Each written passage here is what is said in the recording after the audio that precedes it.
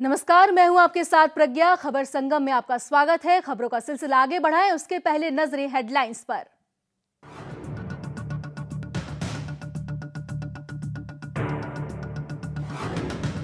पंजाब के पठानकोट एयरबेस पर तीसरे दिन भी हुआ ब्लास्ट। हमले में भारतीय सुरक्षा बल के करीब 7 जवान शहीद हुए हैं। हेलीकॉप्टर के जरिए रखी जा रही है निगरानी।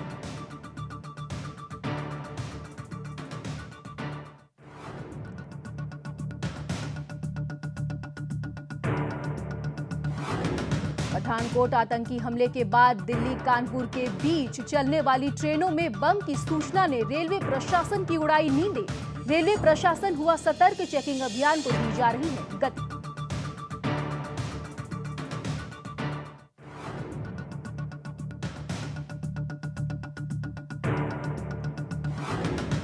सोमवार को भूकंप के झटकों से हिला उत्तर पूर्वी भारत। रिएक्टर स्केल पर भूकंप की तीव्रता 6.8 मापी गई। मणिपुर में करीब 6 लोगों की मौत की खबर, गृह मंत्री ने लिया जायजा।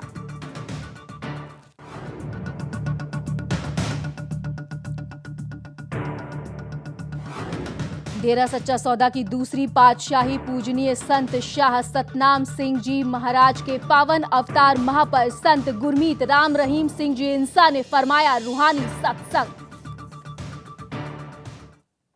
चलिए खबरों का सिलसिला अब आगे बढ़ाते हैं और अब खबर सीधे पंजाब से। जी हां, पंजाब के पठानकोट में एयरफोर्स स्टेशन पर हुए आतंकी हमले के लगातार तीसरे दिन भी सेना द्वारा सर्च ऑपरेशन चलाया गया और सूत्रों से मिली जानकारी के अनुसार सोमवार को भी एयरबेस में सर्च ऑपरेशन के दौरान एक बार फिर से ब्लास्ट हुआ है।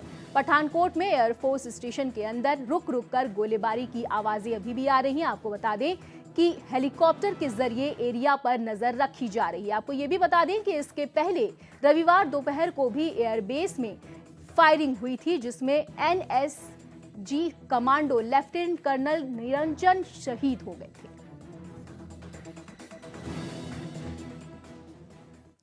तो वहीं पठानकोट एयरबेस हमले में मुठभेड़ के दौरान गरुड़ कमांडो गुरुसेवक सिंह शहीद हो गए। हमले में शहीद हुए गुरुसेवक सिंह को सोमवार को उनके पैतृक निवास अंबाला में परिवार के साथ सेना के सभी उच्च अधिकारियों के नम आंखों के साथ श्रद्धांजलि अर्पित की और इसके साथ ही पूरे राजकीय सम्मान के साथ उनका अंतिम संस्कार किया गया।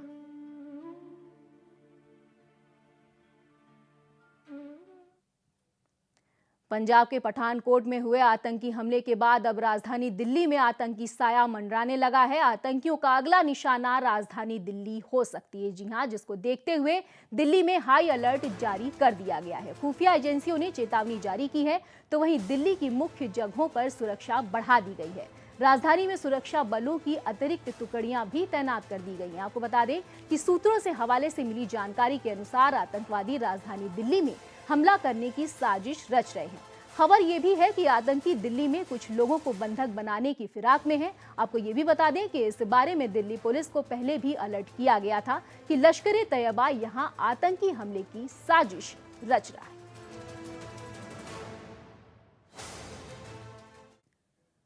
वहीं पठानकोट एयरबेस पर हुए आतंकी हमले के एक दिन बाद ही दिल्ली कानपुर के बीच चलने वाली ट्रेन में बम रखे होने की सूचना ने रेलवे प्रशासन की नींदें भी उड़ा दी हैं। अगर बात करें ताजनगरी आगरा की, तो यहां सूचना मिलने के बाद जीआरपी और आरपीएफ के जवान सक्रिय हो गए थे, जिसके चलते आगरा से गुजरने वाली हर ट्रेन की सघन तलाशी ली गई है।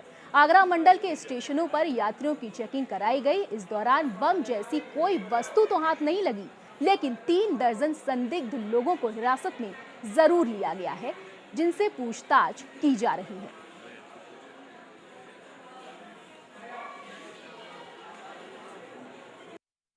अर्ली इन द मॉर्निंग हम लोगों को एक हेडक्वार्टर से अलर्ट भी प्राप्त हुआ है कि सूचनाएं ऐसी मिल रही हैं कि 72 घंटे के अंदर दिल्ली से कानपुर की तरफ जो हमारी इंपॉर्टेंट ट्रेन हैं, विशेषकर राजधानी एक्सप्रेस है, शताब्दी है, दुरंतो है, स्वर्ण जयंती है, इनमें आतंकवादियों द्वारा बम ब्लास्ट करने की धमकी दी गई है। उसके परिप्रेक्ष्य में हमारे अनुभाग के सभी अधिकारी लोग आरपीएफ के सभी अधिकारीगण, जो भी वरिष्ठ लोग हैं यहाँ पर और सिस्टर एजेंसीज हैं, वो अलर्ट होकर के दिल्ली से जो ट्रेनें आ रही हैं कानपुर की तरफ जा रही हैं और कानपुर से जो ट्रेनें आ रही हैं दिल्ली की तरफ जा रही हैं, उनमें हम लोग सघन चेकिंग करा रखे हैं। तो जहां ताज नगरी आगरा में रेलवे प्रशासन सतर्क हो गया है, तो वहीं पठानकोट में हुए आतंकी हमले के बाद उत्तर प्रदेश के जिला फिरोजाबाद के टुंडला प्लेटफॉर्म पर ट्रेनों में जीआरपी और आरपीएफ पुलिस ने चेकिंग अभियान चलाया। इस चेकिंग अभियान के दौरान दिल्ली से लखनऊ जाने वाली शताब्दी एक्सप्रेस सहित दर्जनों ट्रेनों को चेक किया गया। साथ ही इस अभियान में डॉग स्क्वाड की टीम ने प्लेटफॉर्म पर रखे यात्रियों के सामानों की भी चेकिंग की।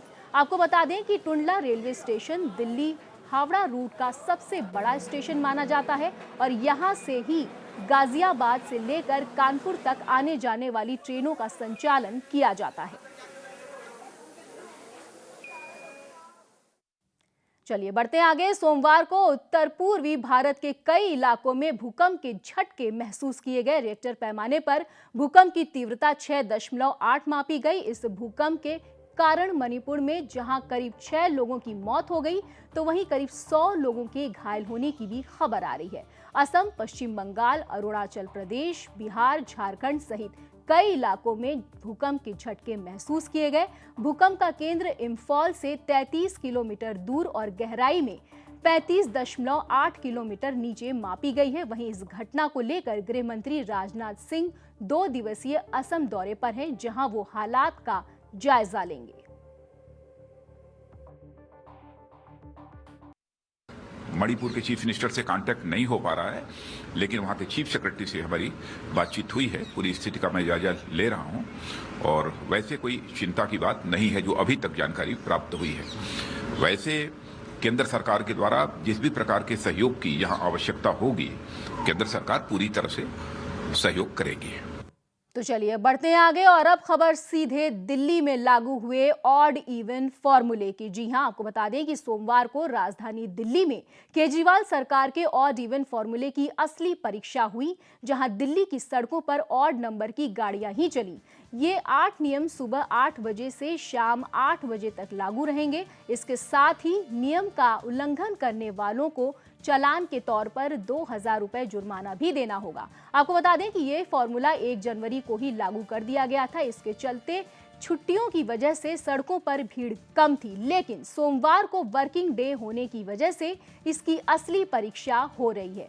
वहीं यातायात व्यवस्था को सुचारू रूप से बनाए रखने के लिए और इस योजना को सफल बनाने के लिए दिल्ली सरकार ने बड़ी संख्या में पुलिस बलों को भी तैनात किया है। वहीं दिल्ली सरकार द्वारा हेल्पलाइन नंबर 01141400400 भी जारी किया गया है, जिस पर कहीं भी अगर भीड़ की स्थिति बनती है तो यात्री इस पर संपर्क कर सकते हैं, जहां यात्रियों को मौके पर ही दिल्ली सरकार की स्पेशल बसों द्वारा उनके गंतव्य तक पहुंचाया जाएगा। वहीं परिवहन मंत्री गोपाल राय ने भी लोगों से अपील की है कि अगर इस नंबर पर संपर्क करें और इस सुविधा का लाभ उठाएं।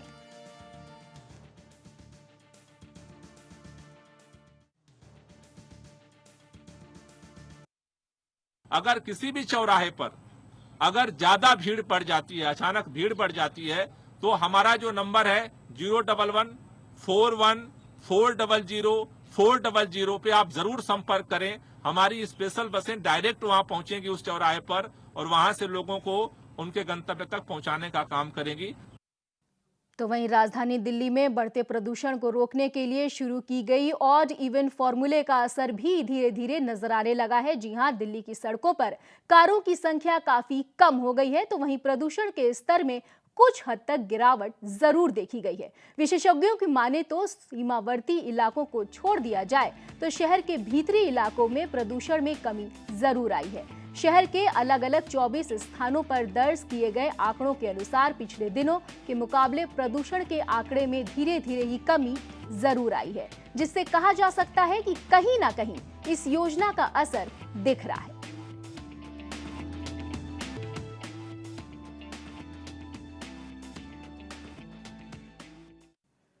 चलिए रुक करते हैं अगली खबर का। केंद्रीय माध्यमिक शिक्षा बोर्ड यानी सीबीएसई बोर्ड ने हाई स्कूल और इंटरमीडिएट की बोर्ड परीक्षाओं की तारीखों का ऐलान कर दिया है। 1 मार्च से 10वीं और 12वीं की परीक्षा शुरू हो जाएगी। 10वीं की परीक्षा 28 मार्च तक चलेगी और 12वीं की अंतिम परीक्षा 22 अप्रैल तक होगी। 12वीं का पहला पेपर 1 मार्च को इंग्लिश का होगा। इसके बाद दूसरी परीक्षा 3 मार्च को बिजनेस की होगी। वहीं 10वीं का पहला पेपर 1 मार्च को सिक्योरिटी, टूरिज्म और ऑटोटेक जैसे विषयों का किया जाएगा।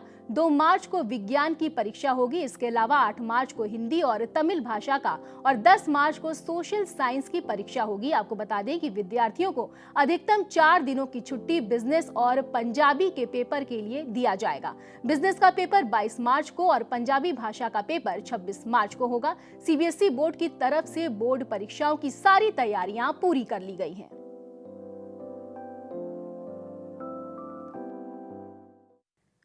तो फिलहाल रुकते हैं एक बहुत छोटे से ब्रेक के लिए। ब्रेक के इस बार भी खबरें जारी रहेंगी। बने रहिए खबर संगम के साथ।